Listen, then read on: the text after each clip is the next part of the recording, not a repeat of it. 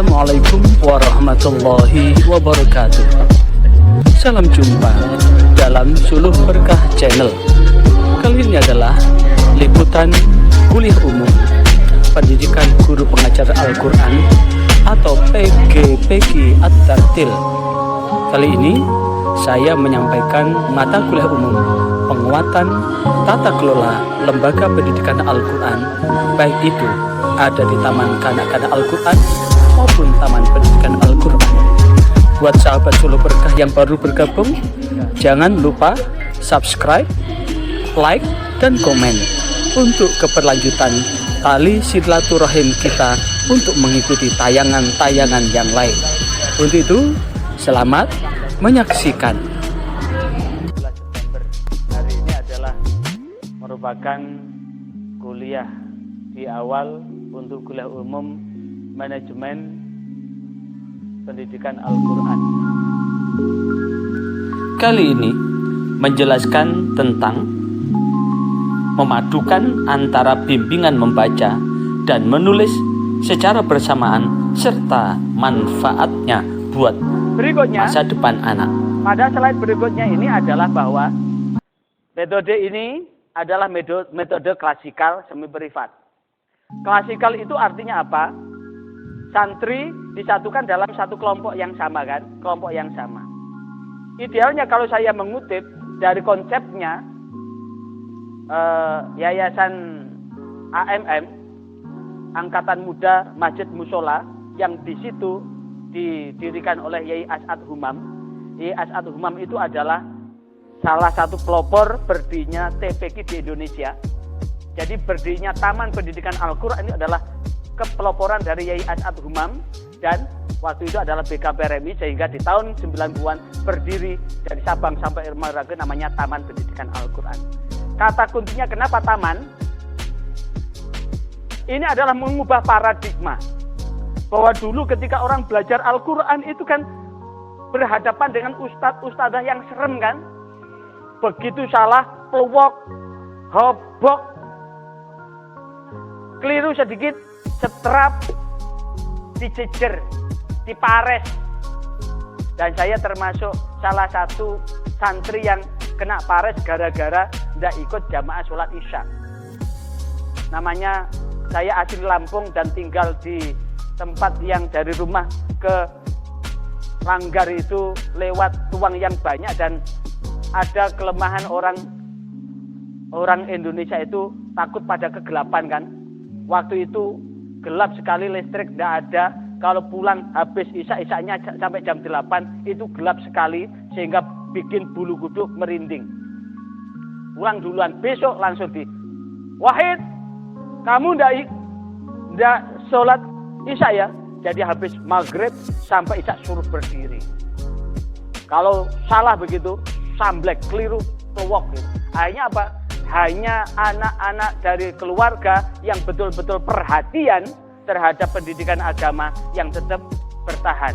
Tapi orang tua yang masa bodoh itu kebanyakan akhirnya menjadi anak yang gelandangan dan sebagainya. Itulah yang kemudian paradigma itu diubah.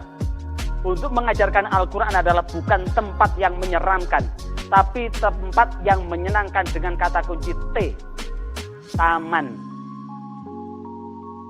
Jadi filosofi taman adalah menjadikan tempat mengajar itu adalah sebagai tempat yang menyenangkan, yang sangat indah, sehingga senantiasa dirindukan oleh santri-santri untuk ingin membaca, menulis Al-Quran. Makanya muncul BCM, baca, bercerita, menyanyi. BCM, apa itu? Bermain, cerita, menyanyi. Muncul konsep BCM, bermain, cerita, menyanyi, sehingga ngajar Al-Quran diselingi dengan bermain. Ngajar Al-Quran diselingi dengan cerita. Ngajar Al-Quran diselingi dengan menyanyi. Karena anak-anak dibuat seriang mungkin. Paradigma inilah yang kemudian menjadi sesuatu yang luar biasa. Sehingga dalam konsep itu, di dalam proses belajar mengajar adalah disampaikan dengan konsep yang menyenangkan, konsep klasikal. Klasikal inilah yang kemudian akan menjadikan proses ini lebih cepat daripada individual. Nah, tapi proses klasikal ini ada paduan. Kalau klasikal itu ada kelemahan loh ya. Karena apa? Ketika setelah dikasih contoh, ustadz-ustadzahnya ini sudah memberikan contoh, kan anak-anak seakan-akan sudah bisa kan? Tapi tidak tahu apakah masing-masing bisa atau tidak. Maka kemudian dites satu persatu. Itu namanya talaki, tatap, atau syafa, musya. Nah, ketika anak ini sudah talaki satu persatu, musyafah satu persatu, sehingga anak mendapatkan nilai kan? Anak yang sudah talaki kan secara otomatis merasa sudah selesai kan? Akhirnya kalau anak itu TK, untuk konsep paradigma baru, tempat mengajarkan Al-Quran ada 3 kategori. Yang pertama adalah TKQ. TKQ itu adalah umur 4 tahun sampai 6 tahun. Yang kedua TPQ. Itu umur 7 sampai 12 tahun. Yang ketiga adalah TTA.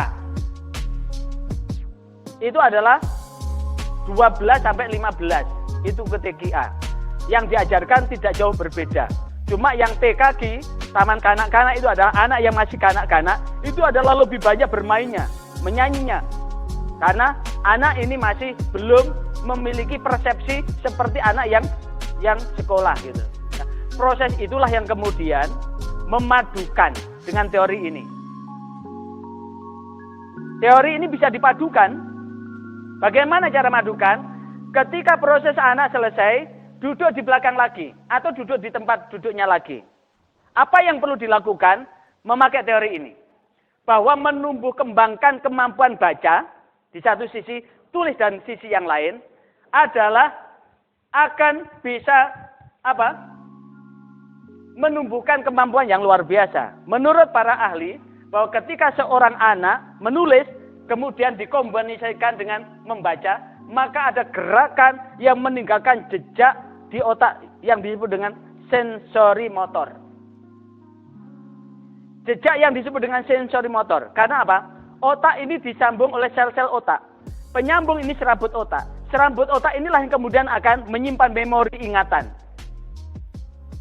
Jadi sebetulnya kalau ingin jadi siswa yang sukses, itu sebetulnya tidak perlu LBB.